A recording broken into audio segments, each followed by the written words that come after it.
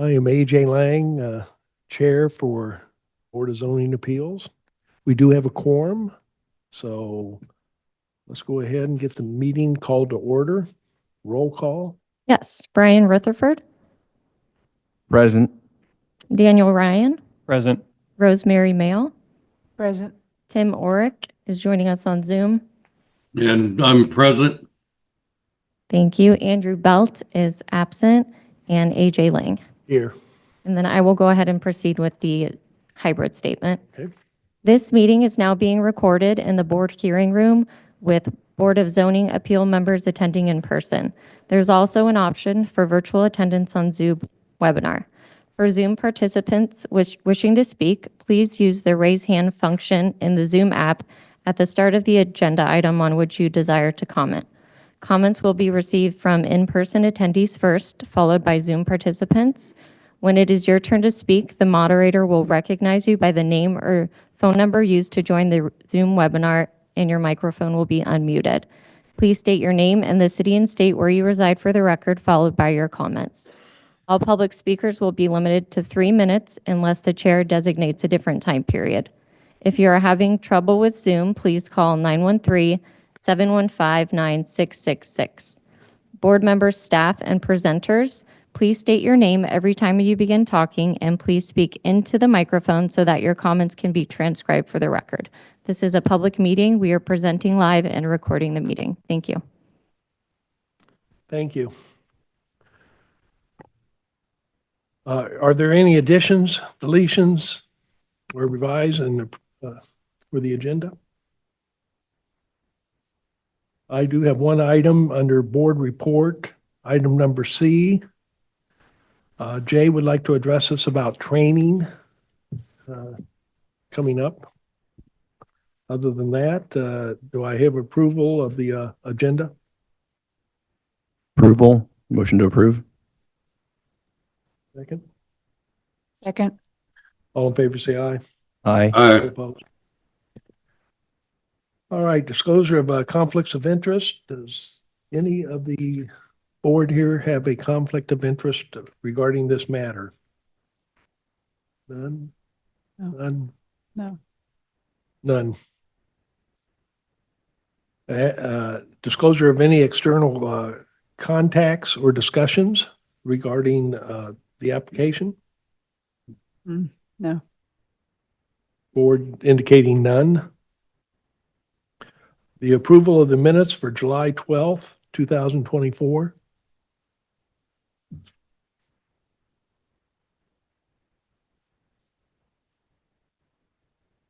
Do I hear a motion for approval? Brian Rutherford, motion to approve. Second. Rosemary Mail. All in favor, say aye. Aye. All opposed? Board reports, Board County Commissioners.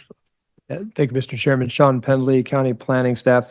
For Board of County Commissioners actions, I'll mention the previous application that was considered by the Board of Zoning Appeals was for an application at the June 12th meeting of the BZA. There was an application for a variance request for 20200 Mission Road. If you recall, that was the request for a height variance for the existing accessory building on the property. That variance was approved by this board. So as provisions in the zoning regulations, according to Article 3, the findings of fact for that, any variance request or an appeal such as that would be presented to the Board of County Commissioners, and within 2 weeks, if there's any finding that there should be a hearing on that matter, they would hold that. Those findings of fact were presented to the Board of County Commissioners following that meeting in June, and there was no request for a hearing, so that carried. So that motion, that appeal was approved for that matter. Thank you. And for Planning Commission actions, I'll mention we had a Planning Commission meeting last month. It was on October 22nd. At that meeting, we did have a training session for the Planning Commission. So similar as I believe what maybe Jay will mention for the Board of Zoning Appeals, we'll be able to bring forward training matters. We did that for the Planning Commission in October. We also had discussion regarding our zoning and subdivision regulations update that we had our consultant give a presentation at that meeting. And so we're working on an update to our zoning and subdivision regulations. So you'll be hearing more about that as we move forward. We're just getting started on that project. It'll take up to 2 years to complete draft changes to the regulations and for adoption. So it'll be a long project, but something that we'll be happy to bring all the boards up to date on. But with that concludes board report. So I'll turn it back over to the chair. Thank you. Are there any questions for Sean? Jay, is he on the phone? Yes. Hey, good evening, Go ahead. everybody. Or I guess still good afternoon. This is Jay Leipzig, the Planning, Housing, and Community Development Director. I'm sorry I couldn't be there in person with you this evening. However, and I appreciate the chairman giving me just a couple of minutes at the beginning of the meeting to announce that we are trying to organize a training for you all. The Board of Zoning Appeals doesn't meet very often, so it's more difficult to kind of get a training date set up, but we're looking at doing something, we believe, in January of 2025. There's a chance we might be able to do it in December, but I know with the holidays and everything coming up, it's difficult. But and this will be a training on the golden criteria, and then what some typical review procedures would look like for the Board of Zoning Appeals. So we will be reaching out to you very soon to set a date for that. If it would make sense, probably to have it late afternoon at 5:30 on a Wednesday, perhaps. But we will be serving a light supper that evening, or a dinner as well. So you'll hear from us very soon about that as we set up that meeting. And we're looking forward to doing it and putting together the curriculum for that training session. But once again, Chair, I appreciate the chance to mention that this evening. And I'd be happy to answer any questions you might have about that part of it as well. Does any of the board have questions for Jay? Thank you, Jay. Yep. Thanks, everybody. All right. Let's go ahead and open the public hearing on application number W24-426 BZA variance for 15478 Lake Road 10. Deanna Kaplan-Pierce, thank you. Go ahead, Michelle. Get my presentation up here. Good evening, Michelle Leonard, County Planning staff. This application before you tonight is a consideration of a front yard variance for 0-foot setback for an accessory building when 25 to 35 feet is required. Again, at 15478 Lake Road 10th Street.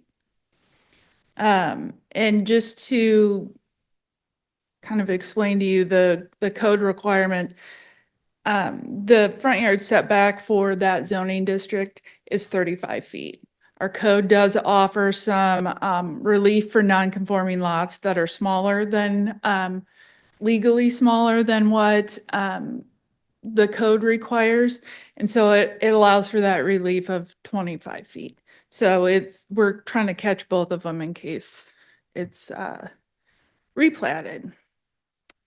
So here's where the subject property is located. It's just north of the city of Gardner on the east side of Gardner Lake. Here's an aerial up close of the property. The parcel actually, as you can see, there's 3 blue outlines. The main parcel is actually 2 platted lots. And then there's what was called the lakeside parcel, which is parcels that are owned by the city of Gardner that the adjacent property owners have been purchasing over time. So the property owner also owns that parcel. And then the small parcel on the east side of the main property is also owned by the property owner. Just want to go through some background of how we got to this point. In 2021, the property owner obtained a conditional use permit to construct a 586 square feet accessory building on lot 6. Just remember that that main parcel is made up of two platted lots. So they're incorporated for taxing purposes, but they're technically two platted lots. So the conditional use permit was for an accessory building on a lot without a primary structure. So the primary structure is on lot 7, and then the accessory building would be on lot 6. What you're looking at here are the approved plans for the conditional use permit. The blue outline was the existing building that was on site, and then the red outline was the approved location of the accessory building through the CUP. Here is some aerial and oblique pictures from the property in 2021 when the CUP went through. You can see the old buildings that the applicant was wanting to replace. Left-hand picture north is up, right-hand picture north is to your left. So that was the property and the building that was to be replaced. And that existing building was considered non-conforming since it was in existence prior to the current zoning regulations, and it's considered non-conforming because it did not meet setbacks. So it was allowed to stay as long as it didn't fall down, basically. The owner subsequently removed the structure to make room for a new accessory building that was approved by the CUP. In 2023, it was noted that a new accessory building with an attached deck was under construction without obtaining a building permit, and also in violation of the approved CUP due to the location and size. So you can see on this drawing kind of depicts all of the things. The blue square is where the original non-conforming accessory building was. The red squares where the CUP approved accessory building was to be. And then the green outlines show where the building and attached deck were constructed. The new buildings were constructed further outside the property line and larger than the original building. The applicant's contractor has suggested moving the building to the location of the original accessory building due to the cost of the approved building due to topography. It was suggested to utilize the original building's foundation for part of the new building's foundation. It was thought that the existing building would maintain its non-conforming status for the location as long as the foundation remained. However, this is not the case. The building loses the non-conforming status once it's removed or damaged more than 50% of the value. The contractor and the applicant did not contact the county for approval of these changes and did not obtain a building permit. Here's some pictures of the site of the building, just for reference. So later in 2023, the property owner was given notice of the violation regarding the accessory building, and the options were given to remedy the violation to remove the building and put it at the approved location, or attempt to purchase portion of the access drive of which the building sat, which the applicant did do that, and then obtain the variance in order to reapply for the accessory building use permit, which is the process that replaced the CUP. And then the property would need to be replatted to join all of those parcels together. Since the initial stop work order was issued, it has been violated and continued construction and with the use of the building and the deck without a certificate of occupancy. As you can see, it's all boarded up and covered at this point. Just a reminder of the authority of the Board of Zoning Appeals. State statute and the regulations have outlined 5 criteria to consider for a variance, and all 5 of them have to be met in order to grant said variance. And so I'm going to go through each one of those criteria briefly, and just to review in a summary, there's more detail in your staff report for the findings and fact and such. The first review criteria, it's labeled as A in your staff report. It's that the variance requested is from a condition which is unique and not ordinarily found in the same zoning district. And then that the condition is created by the zoning regulations and not created by the actions of the property owner. So we split this one into 2 because it's a big one. First, the unique conditions of the property. This property is in PRU 1B district, which is a single-family residential district, and it has similar topography to all the properties adjacent to Gardner Lake. The parcels around Gardner Lake are all small platted lots, and the applicant obtained approval for a new accessory building in the location that meets the regulations, but they chose not to follow the plans. Staff finds that the situation is not unique and can be ordinarily found in the area adjacent to Gardner Lake. Excuse me. This situation is self-created and does not meet the criteria. Here's the second part of that first criteria created by the zoning regulations section. The subject property is a legal non-conforming lot, and the regulations provide for relief of setbacks for non-conforming lot, of which was utilized with the approved CUP for the accessory building. Staff finds that the variance request was not created by the zoning regulations because the applicant had designed and obtained approval of plans that meet the regulations, but chose not to follow. This application does not meet this criteria.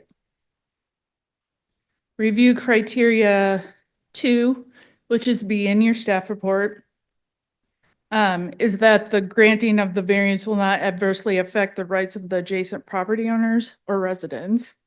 The adjacent property owners have the same rights to develop and use their property in accordance with the zoning regulations.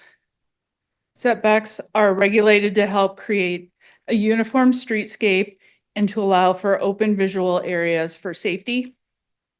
Staff finds that the variance could adversely affect the rights of the adjacent property due to the reduced open visual areas for vehicles and pedestrians. This application does not meet this criteria. Review criteria 3, or C in your staff report, is that the strict application of the provisions of the zoning regulations will constitute an unnecessary hardship upon the property owner, and a hardship should not be monetary or self-created.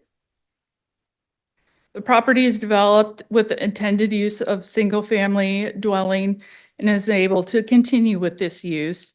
The property owner proposed plans that were approved, but didn't follow those plans. Staff finds that there's no hardship justifying a variance due to the fact that the property can continue to be used for its intended purpose, and any hardship was self-created by not following the approved plans. This application does not meet this criteria. Criteria 4, or D in the staff report, is that the variance desired will not adversely affect the public health, safety, morals, order, convenience, prosperity, all the things. Staff finds that allowing the subject building to remain at its current setback could adversely affect the public health, safety, and welfare due to the potential reduced sight along the road, causing safety concerns for vehicles and pedestrians. Staff finds that this application does not meet this criteria. Review criteria 5, or letter E, is that the granting of the variance will not be opposed to the general spirit and intent of the zoning regulations. Staff finds that granting the requested variance would be opposed to the intent of the zoning regulations because the regulations provide for uniform rules and regulations for orderly development on property within the same zoning district. The applicant obtained approval of plans that meet the regulations, but chose not to follow them. This application does not meet this criteria. So based on the finding in the staff report that all of the review criteria are not met, staff recommends denial of the variance to allow the front yard setback of 0 feet for an accessory building where the zoning regulations require 25 to 35 feet on property at 15478 Lake Road 10th Street. And I just wanted to bring attention to a stapled packet that was on your dais up in front of you. Those are public comments that were submitted between the publication and the staff report and now. So those are there for your review. Here's a recommended motion based on the staff report. And with that, I can answer any questions. And the applicant is here also. Dan Ryan, are there other properties that have, and there are other properties in that area that have garages, accessory buildings that are in the road or in that easement? Has that been approved by this board, or was it prior to the regulations being put in place? I cannot verify whether there are other ones that are in that right of way, but there are other garages that are likely closer than they should be. But likely they were constructed prior to the zoning regulations. And this is Sean Penley with planning staff. As Michelle noted, certainly there may be other non-conforming structures out there that don't meet the required setbacks as noted. I am not aware of any other variances that have been approved for other garages or accessory buildings that don't meet the requirements. But as Michelle noted, it's probably could be some that are non-conforming, as the one on this site was previously, that the previous structure that was on the site, it was a legal non-conforming structure. When it was removed, the owner lost all rights to that non-conforming situation.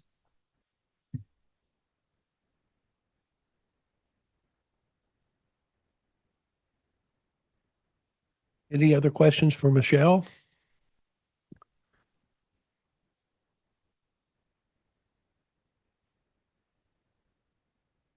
All right, thank you, Michelle. Ms. Pierce, would you like to address, please?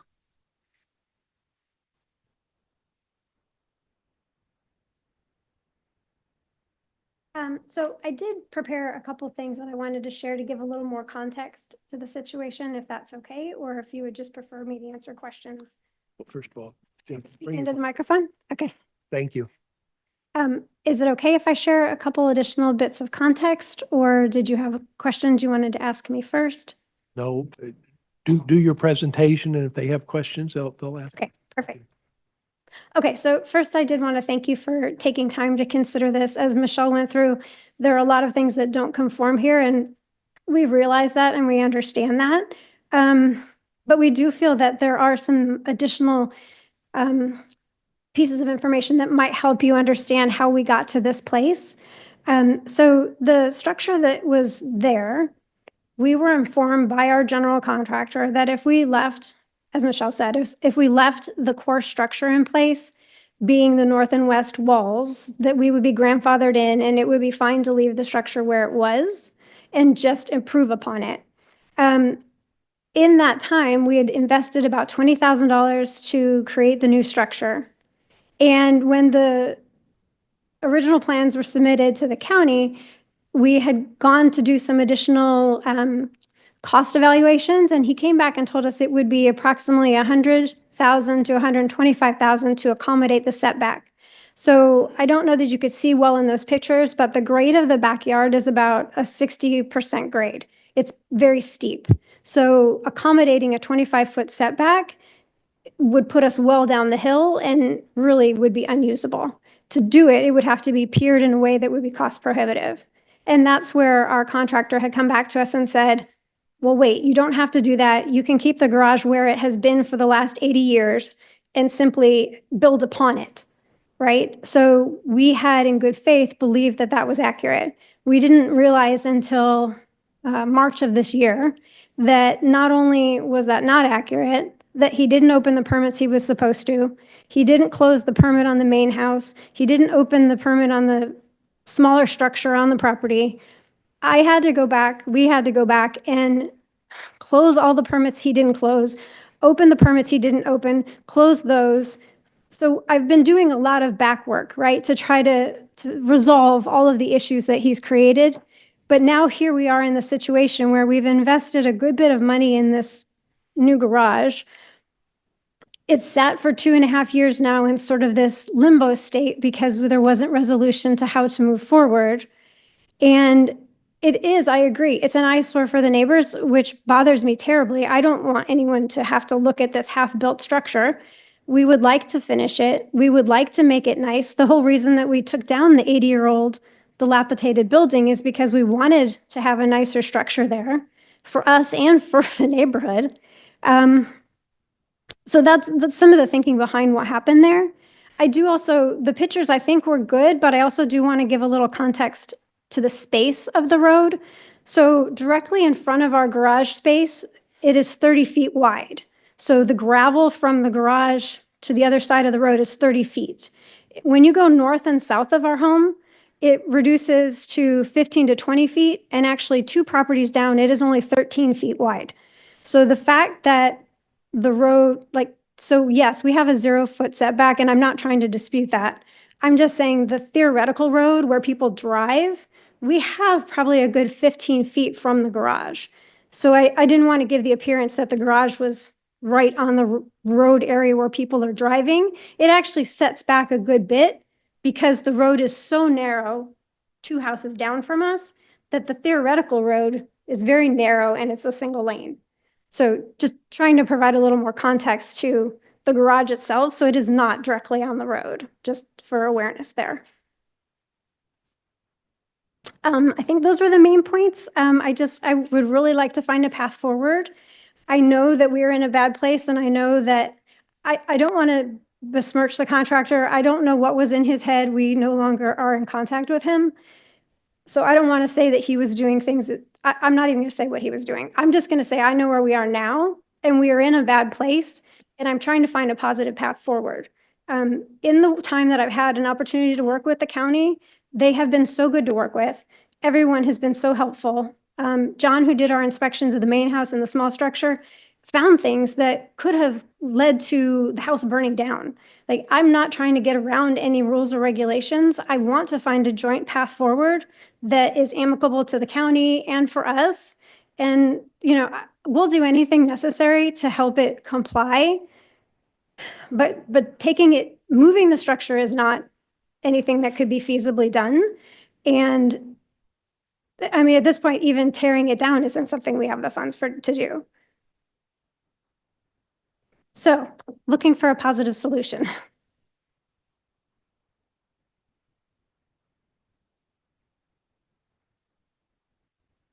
Any questions? Yeah, any board member have a question for Ms. Pierce? I have one. Yes. I was there yesterday, Oh, you were, okay. drove by, didn't get out of my car. Yeah. But what is the other structure that is behind what is built here? Closer to the lake. Yes. So that is a small outbuilding structure that we use like as a changing room for people when they use the lake and stuff. Is that where the building permit was issued for that area? I don't think so. When they did the original drawings, they had shown the positioning of the garage to be further down the hill, but not as far down as that structure. That structure. Which I have now permitted properly. Could you go back to the map?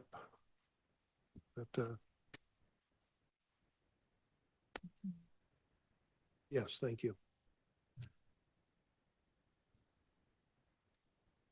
This is. what You're she's done. stating that the green line, if I'm right, Oh. on the green line Mhm.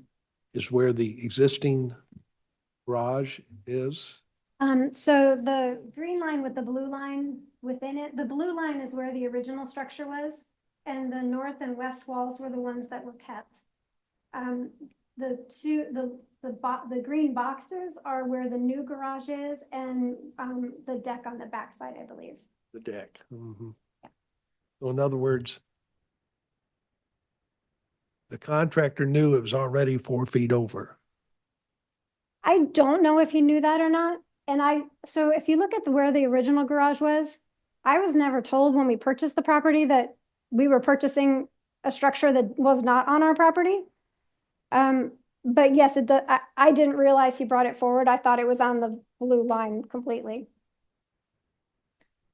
I got a question. When you say you kept 2 walls, did you only keep the foundation walls? So it's the foundation was kept, and then a portion of the back walls. I couldn't tell you exactly how high they went, though. But I guess to Michelle's point, it really doesn't matter, because if it wasn't 50%, is that what you said, Michelle? If it wasn't 50%, then it doesn't count. Pretty null and void. Again, I mean, ignorance isn't an excuse, but I didn't know that. And in hindsight, I would have asked our contractor a lot more questions than I did. But to be honest, I hired him because I thought he knew how to do all this stuff. And he didn't. And he didn't follow the rules as he should have. And frankly, could have burnt my house down. How long have you owned this property? We bought it in 2020, and then started the renovations in 21. With a loan? With the mortgage? Yes, So there was a survey done when you bought. yes. And they did not tell us at the time that we purchased the property that not only was the garage not on our property, but that the neighbor's deck was on our property. They didn't tell us any of that when we moved in. You probably have a paper copy in your file of a survey. I've gone back to the old surveys. There was no mention of that. I talked to the title company about it. But anyways, we've purchased that land since the time that we were made aware that it wasn't on our property. The county didn't own it. The city didn't think they owned it. I went back and found a deed from 1937 that said that the city did own it, so that the city could sell it to us, which they did. Can you talk about maybe just explain how you went to buying this property, the little sliver? I guess I'm curious how you ended up there a little bit. I'm sorry, The sliver to enclose the garage, I guess you bought a piece of property from the city, is that correct? yes. So what happened was in March, when the county let us know that we didn't have the proper permits to proceed with the work on the garage, along that line, they notified us that a survey was needed for the space. And when they did the new survey, they showed that we were over the property line by 83 square feet. So the county required that we purchase that 83 square feet before we could have any consideration of variances or anything along that lines, because technically we didn't own all the property. So now we do.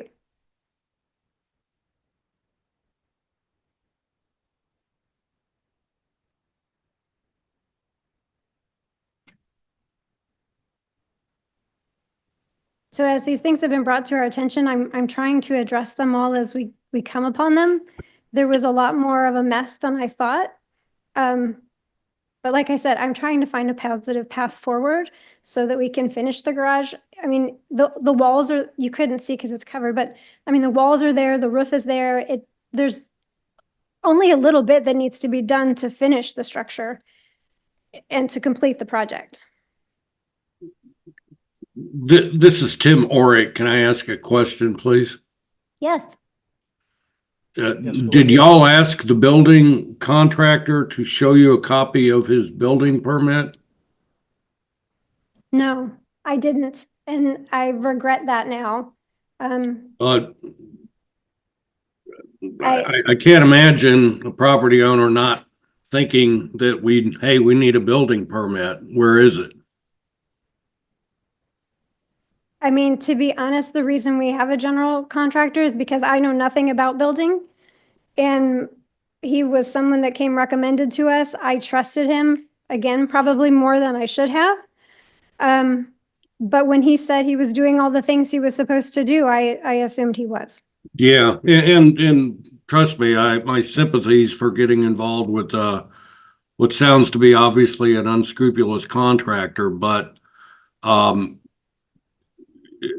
the same time, the property owner can't claim to be able to stick their head in the sand, allow the contractor to do something clearly wrong, and then say, well, let us go ahead and do it. I mean, I think any property owner knows you have to have a building permit in order to start a structure such as what you're proposing here, and So what's half built. And I just can't imagine why you wouldn't ask to see a building permit. I mean, Okay, so they to that back them up point- on the structure. Yeah, to that point, maybe this helps too. So he did open a permit for the main house, and that was up on the wall, like up on the window. And Michelle, correct me, there's like, he had a permit to start work, but not to do the building, or there was some permit for that building. There was a permit for the house, Yeah, and then it's my understanding that the contractor thought that the conditional use permit was that's, a building permit. so there were those things. So it's not like we didn't see anything. But to your point, I should have asked more questions, and I take that on myself. Brian Rutherford, I have a question. You said you bought the property in 2021? Is that correct? I think it was actually October of 2020, and then we started work on it in 2021. So who filed for the conditional use permit in 2021? The general contractor that we had hired to do the work. The same person that didn't comply later on? Yes. He was kind of on and off with us up through March of this year, and has since disappeared. But even before that, he was hard to get a hold of. Again, I'm not here to besmirch him. I don't know what happened or why things were done the way they were. I haven't had an opportunity to talk with him about that, so I don't know. But I just know we are where we are right now. And we would very much like to be able to finish the garage for ourselves and for the community. The way it is right now is not good for anyone.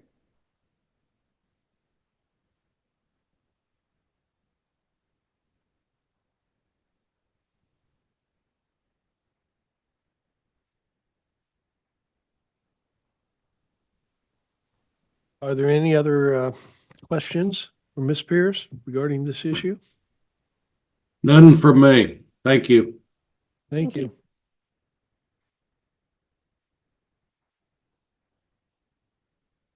All right. Is there anyone from the public that would like to speak? Yes.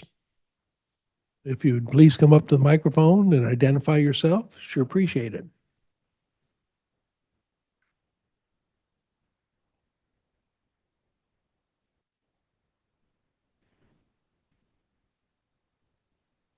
I don't know. Last time I was here was when I was trying to get a variance from 25 feet to 20 feet. Sir, excuse me, this is Sean. Walter Eddy. Oh, could you give your name and address for the record? Walter Eddy, Okay, and, 15440 Lake Road 10. Three houses. yeah, thank you. Three houses north of where they're at. So in my, a good variance here to where I can, okay. Anyway, I'm a little distraught because I got denied 3 feet. And I put up a very expensive building. And someone said, you don't have a permit. Well, they did the same thing. And I had to tear it down. Cost me quite a bit of money. And I got denied. So I'm just curious as to why we're now changing the variance from what it used to be. And all of the lake roads are off. Where I live, I just had to go to court because the roads, all of the properties were off by 3 feet. So I just went to court and I had, it changed my property to the neighbor lady is going to sell the property and it is as is. So there's no comeback on me. Right. You know, and it's been that way. You know, we've lived out there for, oh my God, forever, over 30 years. Everybody's been biased. And now we're getting into this. We're going to do this. We're going to do that. It's up to you commissioners to make sure that you keep a well-established structure. I mean, I don't know how else to say it. If you're going to, you know, make me tear down something and all that. And like I said, I lost a lot of money because I had to tear down my building because I was somewhat of it. And 2 houses south is not under county requirements because, as she stated, he's actually moved his property out to the middle of the street. You got to stop because only one car could get by. You just said you were out there. Did you see that? I was there yesterday. Okay. Did you see that? Well, quite honestly, I was appalled by the roads that a lot of the folks live on out there. And my question that I had asked Jay was there any possibility the city was actually going to take over the roads and do something with them? City's He said, done nothing. all doubtful. No. Yeah. I've been out there since 85. They've done nothing. Hmm. They deliver the mail. That's it. Actually, I don't know if you know, oh, I have to remember his name in a bit, but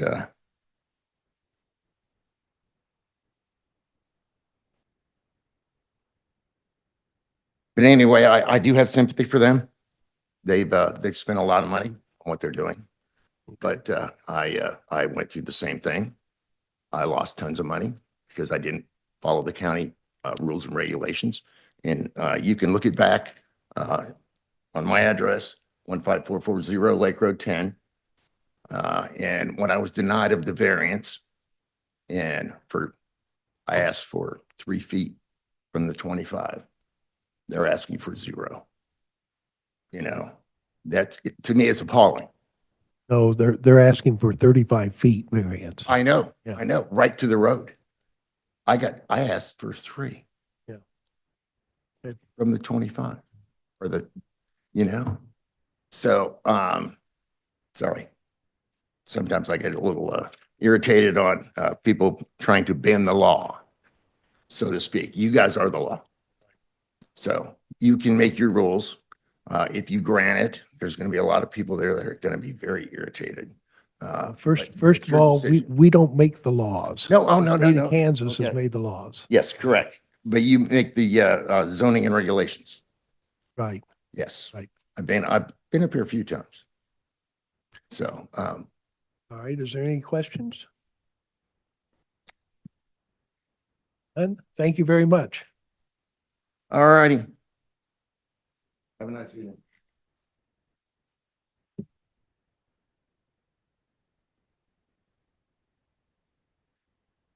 Public comment. Another gentleman. There is one other gentleman sitting back there. Would you like to speak or no? Okay, thank you. Mr. Chairman. Is there any uh, further Mr. questions by the Excuse me, board? Mr. Chairman. Yes. AJ, hi, Sean Penley, County Planning Staff. I will ask Ms. Colasanto if anyone on Zoom is asking to speak for a public hearing. No one has indicated that they wish to speak. Just a reminder for those attending on Zoom, if you do wish to provide comment, you need to use the raise hand function. Thank you. Thank you. Yep. Thanks. Is there any other further questions by the board of staff, applicant, or the public? Hearing none. Then I will go ahead and close the public hearing. And let's go ahead and discuss the application by the board. You want to start off with your opinion of what, Feel really bad for the owner, but it seems like it's a violation, pretty clear violation Excuse me, it's Sean Penley, planning staff. I'll just remind the board members again, if you make sure your microphones are on, thank you. And state your name. Yes, Yeah. Dan Ryan, I guess I'll say it again. I feel very bad for the owner. I feel like they got put in a bad spot, but at the same time, it seems like a pretty clear violation of what's required.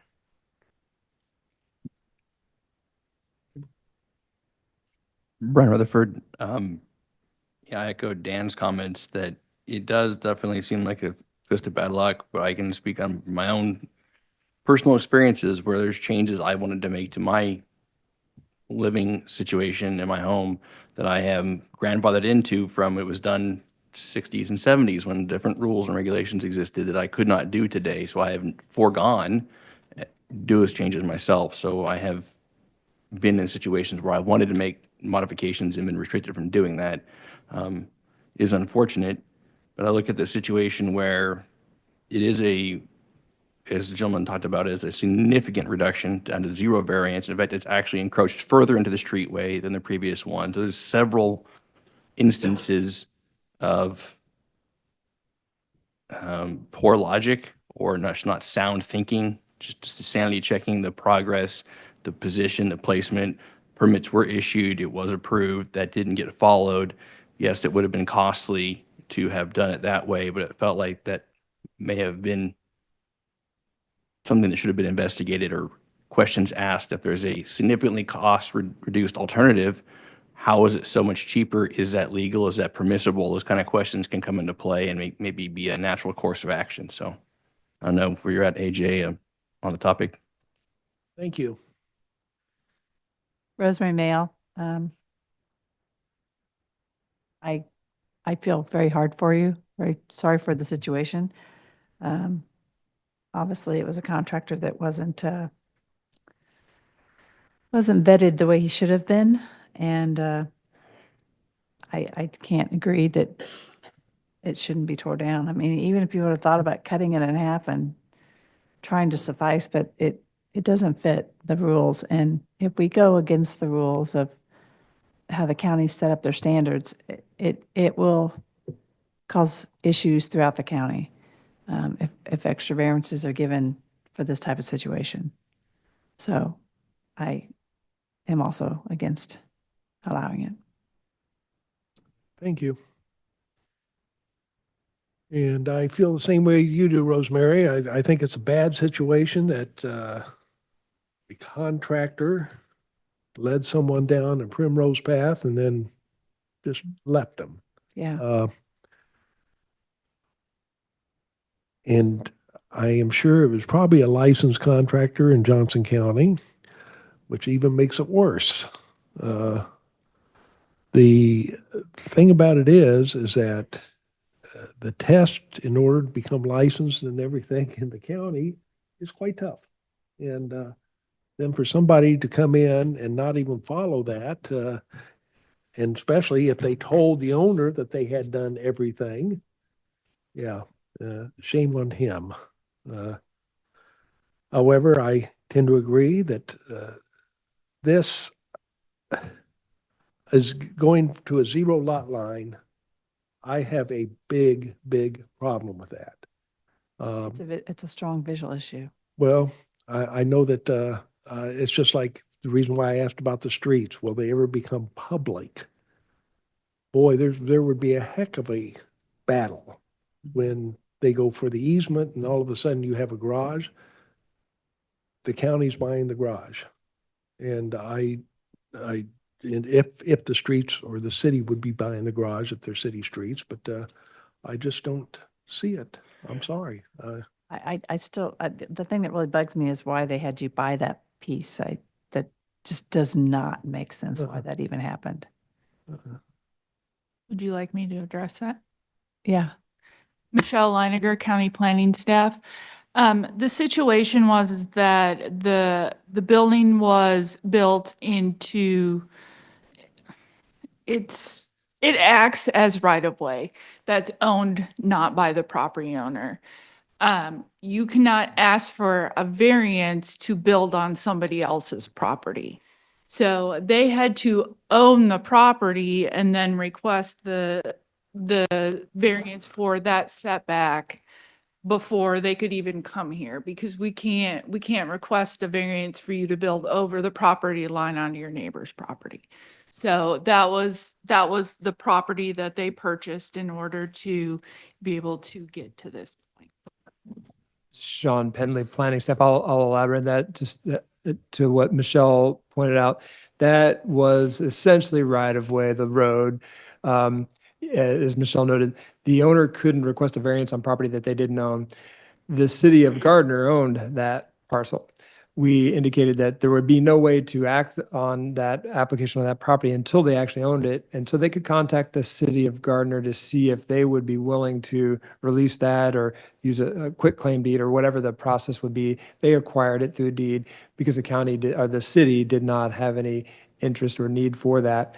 However, we had concerns about that too. We would normally recommend acquiring essentially what is right of way or street right of way, but it is what it is. The building was located where it was, and the city did not object to that transfer of that portion of property. However, we did note that the applicant would still, even if they were able to acquire that land for that former right of way, they would still need to go through the process to get a variance. So it would just allow the opportunity to move forward with the application. But we understand that there are concerns with that acquisition as well.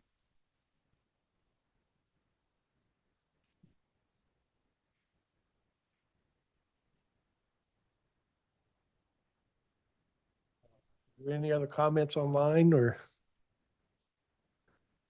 I don't have anything else. Thank you. Okay, thank you. Tim Oric. Okay.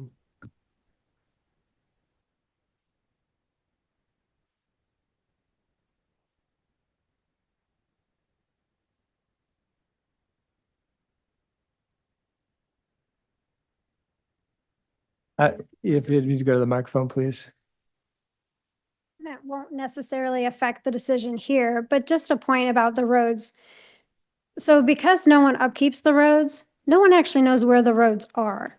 So, I mean, just something to think about as we go forward, to try to hold rules and stipulations to say you need to be a certain amount setback from a structure that doesn't actually exist. I think that's going to continue to be difficult to manage out there because the roads themselves have moved. People are moved into the roads. Like the roads are not a constant, it's not a paved structure that is actually an entity that's in a specific spot. So if you asked anybody out there, nobody actually knows where the roads are. You just kind of drive where you can. Do you know what I'm saying? So it's just something to think about as we go forward. I don't think it's going to change what's happening here right now, but it is an ongoing question. Well, this is, Tim Oric. The setback lines are from the front of your property line, Yes, and we all know where the property lines are. very true. But where the road is sort of a day-by-day sort of situation. The road is everything outside your property line. That's fair. Just sharing that because it does seem to be a movable, It's only movable less a survey. I mean, there is a survey on every property. yeah. I guess there are other people doing things in that right of way, such as expanding Yes. their yard and things. They're not building buildings, but they are, it seems from aerial, just expanding grass. And that's why the road's 13 feet wide or whatever was brought up. Yes. Again, that's different than getting a building permit because they can go do it themselves essentially it doesn't make it okay. That just No, but just different. sharing that as a thought as we go forward. Must admit, this is Jay Lang. I must admit that the road meandered out there. There's no doubt about it. However, I think that Ms. Mall has a point. If you took out a mortgage, they do require surveys. And there should have been a survey of your property with the papers that they gave you. There was, yeah. But whether it was a stake survey or not, some of them require stake, but some others do not. They would not have surveyed the building, would they have? Or the accessory building? They would have just surveyed No, the they would have lines. surveyed the whole Showed property. exterior lines. Yeah.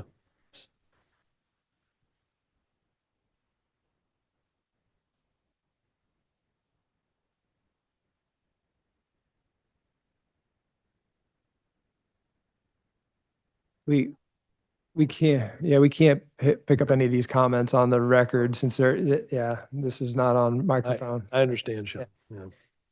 Yeah. All right. Do I hear a motion regarding this application variance? You want a motion to vote, AJ? Brian Rutherford, I submit a motion to vote. Motion denied. Rosemary Mayo, Second. second. Take a vote. All in favor, say aye. No, this is to vote or to, Oh, to vote on the, well, yes, so we are voting now, just make sure. we are voting. Okay. Correct. So we need a motion with the findings. So you need to have a findings for the decision. There we go. There's the recommended motion based on the staff report. If, this is Michelle Einiger, if you're looking at making a decision contrary to the staff recommendation, the board would have to make their own findings to support that decision. Right. I just throwing that out there. I move that the board deny application number 24-426 BZA, parentheses GA, for a variance of front yard setback of 0 feet for an accessory building where the zoning regulations require 25 to 35 feet, for the reason that the request does not comply with all of the criteria required for the approval as specified by the zoning regulations and state statutes, more specifically set forth in the findings of fact recommended by staff. This is Rosemary Mayo. Got a motion. Do I hear a second? Brian Rutherford, second. Any other discussion? All in favor, say aye. Aye. Aye. Any nays? Hearing none. Variance is denied.